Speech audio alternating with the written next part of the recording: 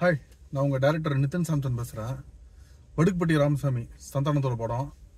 Sir, படத்தோட கதைக்களம். சந்தானம் கடவுள் நம்பிக்கை இல்லாத ஒருத்தர். ஸோ ஒரு சம்பவத்தில் ஒரு பானையாக ஊரே சாமி நம்புவாங்க. ஸோ இந்த நம்பிக்கையை அவர் யூஸ் பண்ணிக்கலாம்னு சொல்லிட்டு அவர் அந்த பானையை வச்சு ஒரு கோயிலே கட்டிடுவார். கோயில் வச்சுட்டு என்ன பண்ணுவார், பக்கத்தில் ஒரு கடையை வச்சுட்டு மாலை பூ இந்த மாதிரி விஷயங்கள்லாம் விற்று சம்பாதிச்சிட்டு இருப்பார். இதை ஊருக்கு புது தாசில்தார் பார்ப்பாரு. பார்த்தோன்னே சந்தானத்துக்கு கூப்பிட்டு ஒரு ஐடியா சொல்லுவார். கோயிலுக்கு சொந்தமான நிலத்தெல்லாம் வெளியில் நீங்கள் வாடகைக்கு விட்டிங்கன்னா அதை வச்சு சம்பாதிக்கலாம், அதை 2 பேரும் ஷேர் பண்ணிக்கலாங்கிற மாதிரி சொல்லுவாங்க. இப்போ சந்தானம் அவரை கழட்டி விட்டுட்டு தனியாக பண்ணலாம் அப்படிங்கிற மாதிரி ட்ரை பண்ணுவார். ஏன்னா அவர் ஷேர் ரொம்ப ஜாஸ்தி கேட்டார்னு சொல்லிட்டு. ஸோ இதை பார்த்த உடனே தாசில்தார் என்ன பண்ணுவார், ஒரு பிரச்சனையை உண்டாக்கி கோயிலே மூட வச்சிருவார்.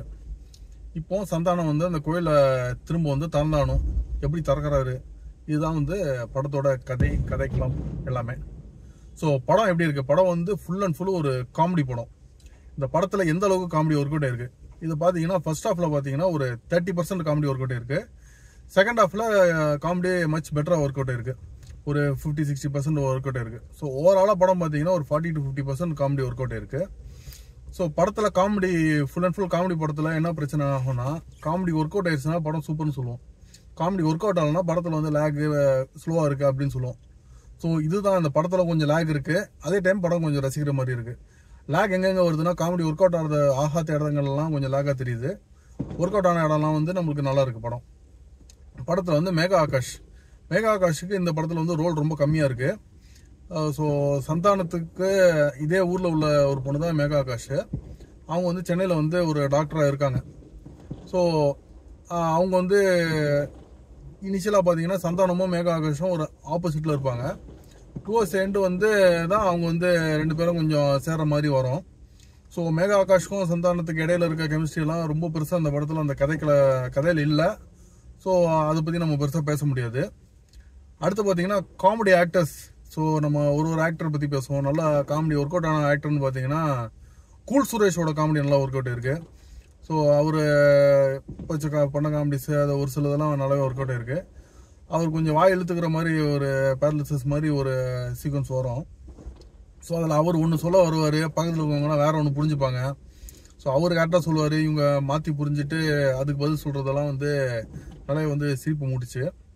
அடுத்தது ஸ்பெசிஃபிக்காக சொல்லணும்னா சேஷு பொதுவாக எல்லாருமே எல்லாருமே ஒரு சீன் 2 சீனில் யூஸ் பண்ணிட்டு இருந்தாங்க. இந்த படத்தில் ஃபுல் அண்ட் ஃபுல் சேஷுக்கு ரொம்ப பெரிய கேரக்டரு. அவர் ஒரு பூசாரி மாதிரி வர்றாரு, நல்ல ஒரு இம்பார்ட்டன்ட் கேரக்டரு. அவரோட நிறைய காமெடிஸ் ஒர்க் அவுட் இருக்குது. ஸோ அது ஒரு பெரிய ப்ளஸ். இந்த படம் சேஷுவோட கரியருக்கு ரொம்ப ஒரு இம்பார்ட்டன்டான படம் மாதிரி இருக்குது. அடுத்த காமெடி பார்த்தீங்கன்னா மொட்டை ராஜேந்தர். அவர் கிளைமேக்ஸ் பக்கம் தான் ஒரு சின்ன போர்ஷன் வருவார். நல்லா கலக்கியிருப்பார். அவர் காமெடி ரொம்ப நல்லா ஒர்க் அவுட் ஆயிருக்கு, நல்லா கலக்கியிருப்பார். அடுத்து வேற என்ன காமெடி என்ன, இவர் லொலுசபா மாறன். அவர் வழக்கம் போல் அவரோட கவுண்டர்ஸ் எல்லாம் யூஸ் பண்ணி போர் அடிக்க விடல. அதே டைம் ரொம்ப சிரிப்பு மூட்டலனாலும் நம்மளுக்கு அது போர் அடிக்காமல் பார்க்குற மாதிரி தான் இருந்துச்சு. இதை தவிர Ravi Maria, John Vijay. So Ravi Maria, John Vijay ரொம்ப ஹெவியாக அவங்கள டிபெண்ட் பண்ணியிருந்தாங்க ஒரு காமெடி. 2 பேரும் 2 ஆப்போசிட் பார்ட்டி மாதிரி வச்சு. ஸோ அந்த காமெடிஸ் கொஞ்சம் பெரிய லெவலில் ஒர்க் அவுட் ஆகல. கிட்டத்தட்ட ஜான் விஜய் ஒரு விஷயம் சொல்லுவார்னா அதே விஷயத்த திரும்ப ரவி மரியா சொந்தமாக சொல்கிற மாதிரி திரும்ப சொல்லுவார். இது இப்போ ஃபர்ஸ்ட் சீன் பார்க்கும்போது நம்மளுக்கு அது புதுசாக இருக்கும். போக இதே விஷயம் திரும்ப பண்ணும்போது அது நம்மளுக்கு கொஞ்சம் ரெப்பிட்டேட்டிவாக கொஞ்சம் நம்மளுக்கு கொஞ்சம் லேக்காக இருக்குது.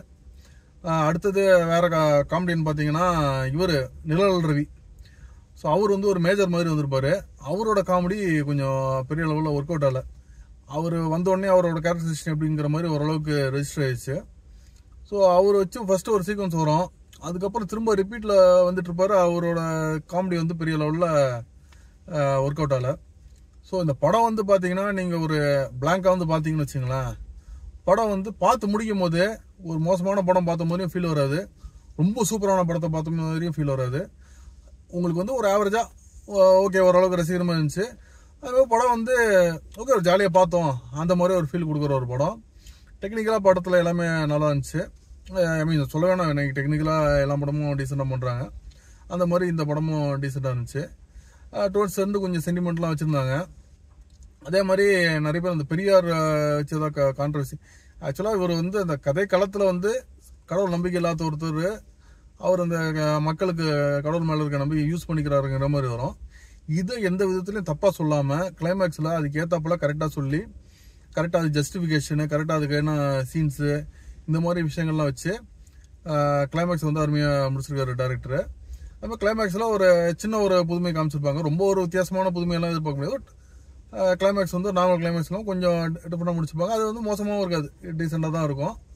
படம் ஓவராலாக வந்து ஒரு ஓகே. நீங்கள் இந்த படம் பார்க்கணும் அப்படின்னு நீங்கள் ஃபீல் பண்ணிங்கன்னா ஒரு தடவை கண்டிப்பாக பார்க்கலாம்.